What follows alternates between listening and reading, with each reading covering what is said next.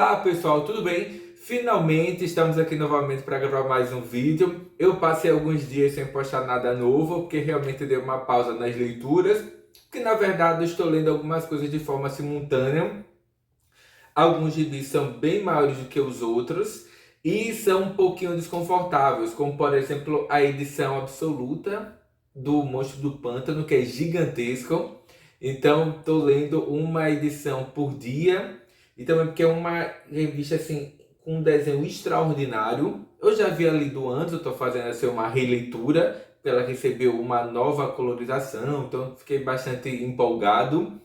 E, enfim, né? E outras coisas também, né? Da Creep, da Hero. Tem uma série de coisas que eu tô lendo. Aí todo dia eu paro, leio um pouquinho de cada uma. E esses gibis menores, pelo menos, servem para eu conseguir ler pelo menos uma por dia, uma a cada 2 dias, e daí segue.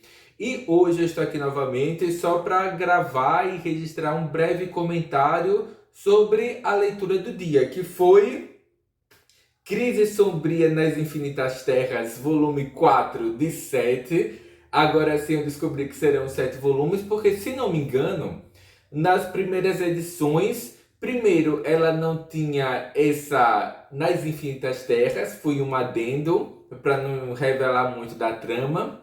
E também não tinha o número de edições que compilariam essa saga completa. Só tinha um, dois, três, e se não me engano, só a partir aqui da número 4 que ela veio com a indicação de que seriam 7 volumes. No site da Amazon, ela ainda não está disponível para venda, né? Só para pré-venda. Então, e a número 6 está esgotada lá. Eu poderia comprar pelo site da Panini? Poderia. Porém, pelas minhas últimas experiências com o site da Panini, eu vou evitar. Não, se não tiver disponível em outro local, só no site da Panini, eu prefiro ficar sem comprar, porque infelizmente eu já tive experiências tétridas, como por exemplo, na última compra que eu fiz no site da Editora, porque assim, geralmente eu dou prioridade a comprar os gibis no site ou nos sites das editoras, né? Da Tundra, da Figura, da Pipoca Nanquim, que saiu, eles reformularam o site deles, da Mitos Editora, da Conrad e da Panini.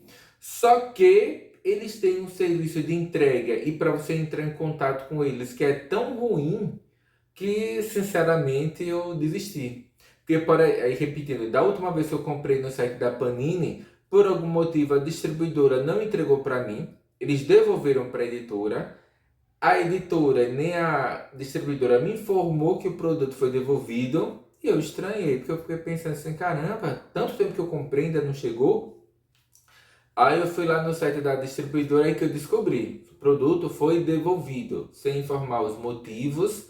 Aí eu mandei uns 2 ou 3 e-mails para a Panini, no setor lá de reclamações e tal, questionando sobre. Eles não responderam.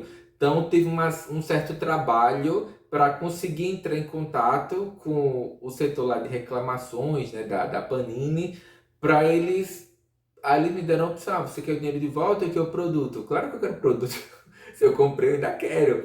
E foi justamente o ônibus da Patrulha do Destino, que parece que na primeira edição ela veio com algum defeito, então elas foram recolhidas e reeditadas. Então eu pensei, caramba, esse é o típico título que quando esgotar não será reeditado, porque é um volume gigantesco. Ele está aqui ao fundo do Patron, que é a Patrulha do Destino.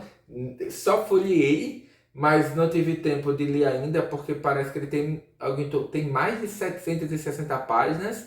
Então eu demorar um mês para ler ele inteiro.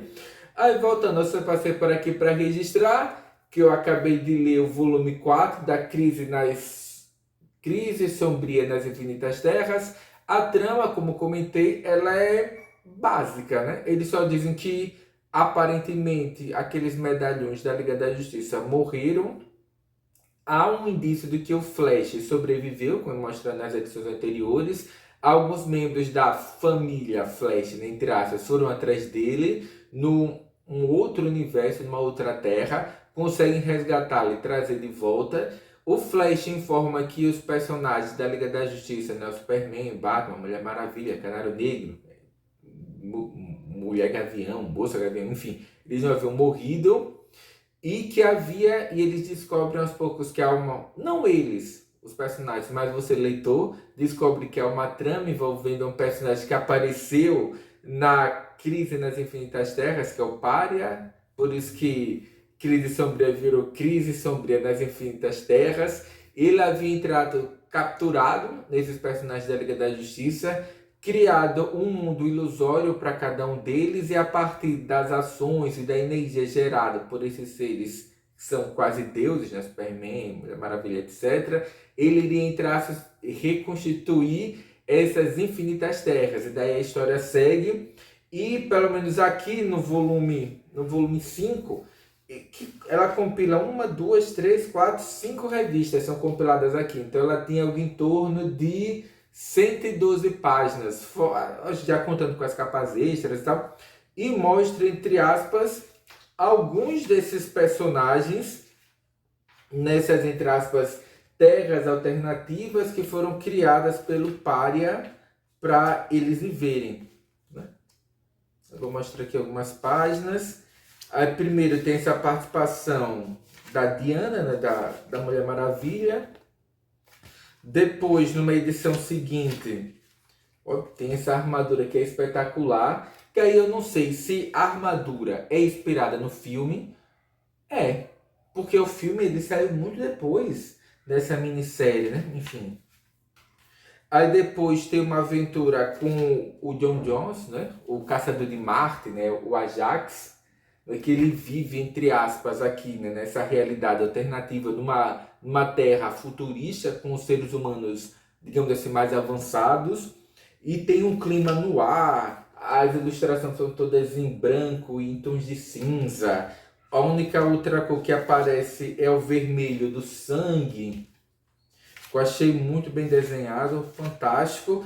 Tem esse desafio aqui enfrentado, porque na Terra, acho que eles chamam de Terra Zero, os super-heróis morreram, né? Pelo menos aqueles da Liga da Justiça. Então você tem 3 grupos principais agora, que são os Novos Titãs, a Justiça Jovem, que eu desconhecia, e a Sociedade da Justiça, que eles tentam reunir forças para combater esses criminosos, ou super criminosos que aparecem tentando, entre aspas, obter alguma vantagem agora que os seus arqui-inimigos estão mortos, né? Pelo menos os mais poderosos. Vale muito a pena ler, principalmente porque você é apresentado, pelo menos no meu caso, com personagens que eu não conhecia. E tem um desenho assim que é muito competente, eu gostei muito. Aí tem o Flash, né? Como personagem principal nessa saga. Deixa eu ver se tem mais alguma página aqui que merece a menção. Eu gostei muito, eu não comprava, dificilmente eu compro algum quadrinho da DC, e eu gostei muito desse trabalho da Panini nesses encadernados. Eles sempre colocam em traços essas capas variantes. No final ele faz o que eles chamam de checklist, apresentando quais são os quadrinhos de destaque daquele mês, os livros relacionados com a DC que foram publicados naquele mês, quais são as revistas da DC de série que foram publicadas no mês, que são várias. Que no meu caso, eu só estou colecionando daqui a Crise Sombria nas Infinitas Terras, que é o número 4, e tem algumas que eu estou comprando, mas tem algum tempo que eu dei uma pausa, que foi a saga da Liga da Justiça, que eu só comprei os primeiros números, a saga do Batman, que eu comprei até a edição 17, eu acho que já está na edição 27, então daqui a pouco eu paro em algum mês para comprar essas edições que estão faltando. Tem a saga do Flash, que eu comprei o volume 1 e o 2, tem a saga do Superman, que eu parei na edição 17, parece que ela vai até a 24, 25, eu não sei. E no início ele sempre tem esse mesmo layout, ele faz um resumo da série até então, coloca quais edições que são compiladas nesse encadernado e faz um breve resumo sobre os principais acontecimentos, e sempre contando com as capas, tanto com as capas variantes. É uma edição assim realmente muito competente. Pelo menos ela é bem melhor do que as que eu vejo da Marvel. Eu gostei muito mais do formato que a Panini encontrou para publicar esses pequenos encadernados da DC. Apesar de eu ter as minhas críticas ao site deles e ao sistema de distribuição que eu acho horroroso, mas pelo menos editorialmente eles fazem um bom trabalho. Apesar de que cada vez mais eu me senti pouco animado a ler esses gibis, né? Da Liga da Justiça, dos Vingadores, dos X-Men, porque no Brasil atualmente é publicado muita coisa, muito mangá, muitas reedições de títulos clássicos aqui dos gibis nacionais, muita coisa de artistas brasileiros novos, muita coisa alternativa, né, da Argentina, do mercado franco-belgo, da Espanha, que tem propostas tanto gráficas quanto em relação à narrativa que são muito melhores do que essas da DC e da Marvel. Mas eu só comprei aqui a Crise Sombria, né, nas Infinitas Terras, para conhecer atualmente qual é esse cenário da DC, quais são os personagens que estão em destaque e perceber como que eles utilizam os personagens do cinema. Porque, repetindo, teve um filme da Mulher Maravilha, ela usava um determinado uniforme, eles trazem isso para as HQs. Teve o filme do Adão Negro, né, com Downey Johnson, né? Então, o Dwayne Johnson, né? Então eles trazem o Adão Negro para cá como ocupando o papel de destaque. Tem um filme do Flash que estava para sair, um seriado do sucesso na DW. Aí eles trazem o Flash aqui como personagem central.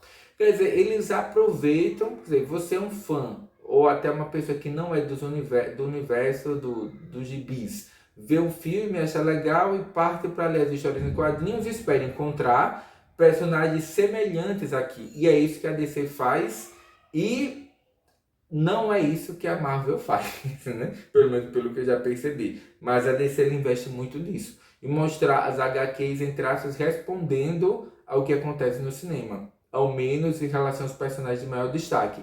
Então, pessoal, por enquanto é só. Fica aqui não uma recomendação de leitura, porque eu não recomendaria para ninguém. Vai ficar só o registro da leitura da Crise Sombria nas Infinitas Terras, volume 4. Então, pessoal, por enquanto é só. Até breve e até o próximo vídeo, né? Até a próxima leitura.